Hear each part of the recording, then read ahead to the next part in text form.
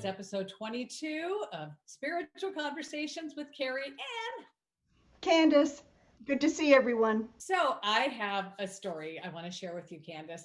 So there's this person in my life that I've talked about a couple of times. It gives me so much for us to talk about. And it was a couple of years ago. So my day job, I work in radio. I've been a radio personality.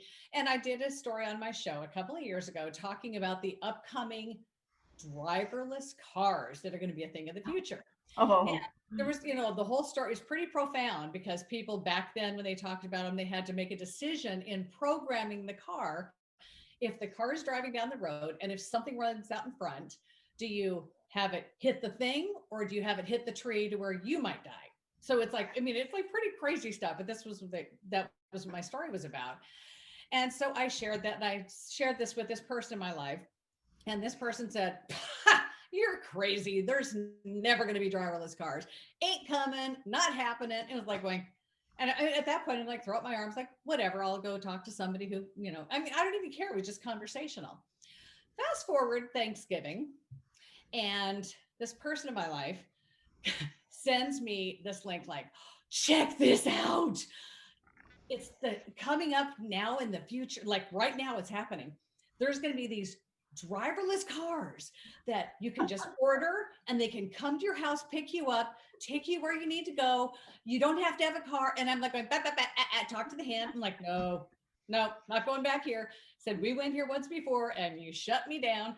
So my whole bottom line here is I've said to this same person who believes that we are this body, the body dies, we're gone for good. So after that conversation, I said, okay, so you now see that your beliefs can be challenged and they can be changed. Same as, could anybody have predicted COVID?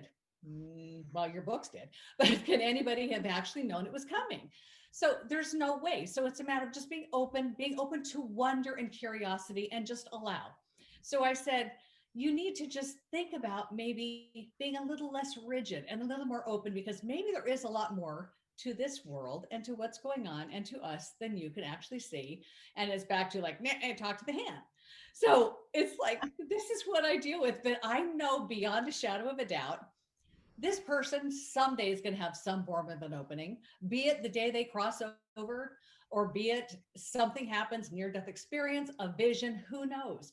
But then I know at that point, this person's going to want to say, oh, I want to talk about this now with you. And I'm like, oh, really?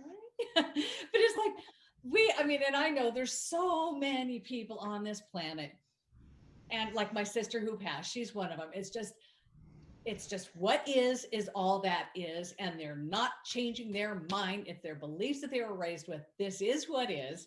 And so, Candace, what is your take on all this crazy? well, let me tell you. I look back on my life, and there were many times that messengers or angels or guides or whatever, they were trying to get through to me, and I wasn't ready. And remember that saying that when the student is ready, the teacher will come. Years, yes. The teacher will appear. Well, it took almost, I was in my 60s when I had my opening. I wasn't ready before then. And I'm sure that people had talked to me about things like this and I dismissed it. So I wasn't ready. And this is how we are on earth too. There's millions of people. Some are opening, some are awakening, and they're ready to listen to a different truth. And they're ready to listen and realize that what we've grown up with, our beliefs, are that. They are simply beliefs. They really aren't truth. We think they are because we've been so enculturated. We don't know that there's a greater world out there. But, you know, we're growing. Humanity is actually growing, and more people are starting to open. But you're right, there will be many people that are not ready to listen to the conversations that we're having. They think it's I don't know what they think. It's nonsense, whatever. It doesn't resonate with them. They're not ready for it. Now, I've mentioned this to you before, Carrie, and I don't know if we've said it on, on our any of our shows or not, but when I was working, I retired a couple of years ago as a psychologist, but when I was working, I would always speak my truth. And, you know, I would be like in the lunchroom or something, and someone would mention, you know, in one example, a lady was having trouble with her knees were really hurting, and I said, I can help you with that. And she said, what? And I said, well, I can do some healing long distance. Well, she had no idea what I was talking about, but she was willing to try. And I did, and she felt the energy in her knee got much better, and she just thought it was like, whoa, wonderful. But it started this beautiful relationship that I had with her. And she started telling me all these experiences that she's had in the past um, with angelic beings. But she never told a soul about it, not even her husband. So there are many people that are ready to open and to share with others. They just need a little knock on the door or a little invitation. Yeah. And maybe they're not going to be ready now, and that's okay. They'll be ready. And when they're ready, then the teacher will appear.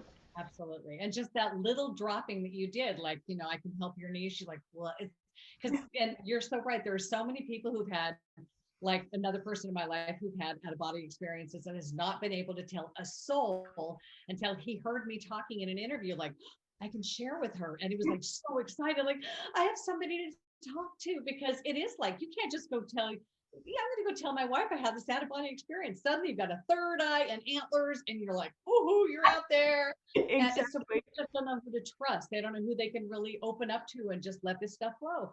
But I think you and I both know there's so many more people out there that are there. It's just we're afraid to speak, say anything out loud, because therefore we may be judged for being crazy. Right.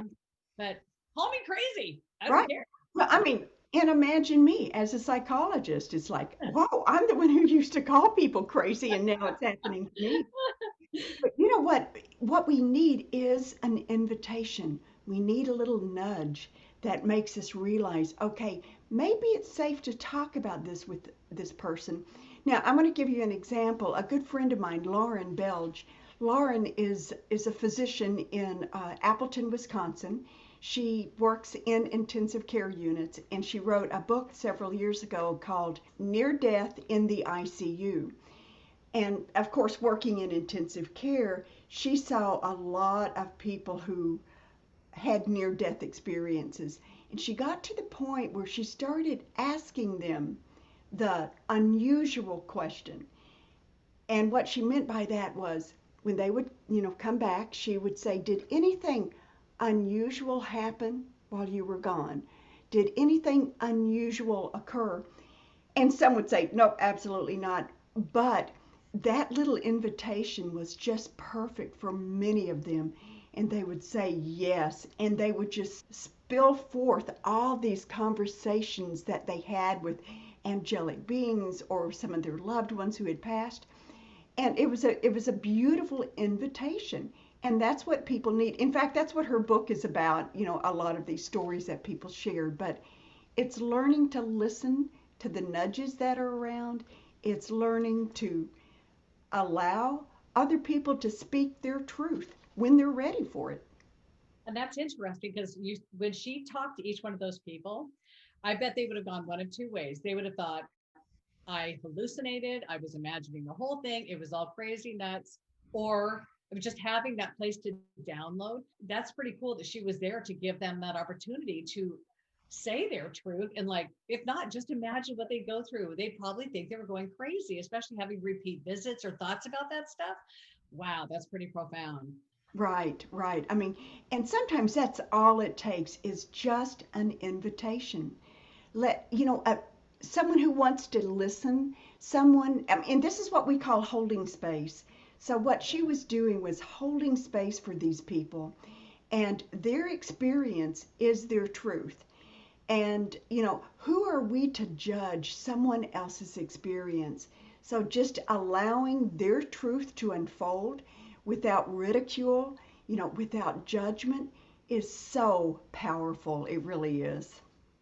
And one other thing too, it's like I was having a conversation with somebody the other day, and where we are spiritually, it's like we're so excited when we get some new information or a new book or new videos. It's like we just want to share it with the world.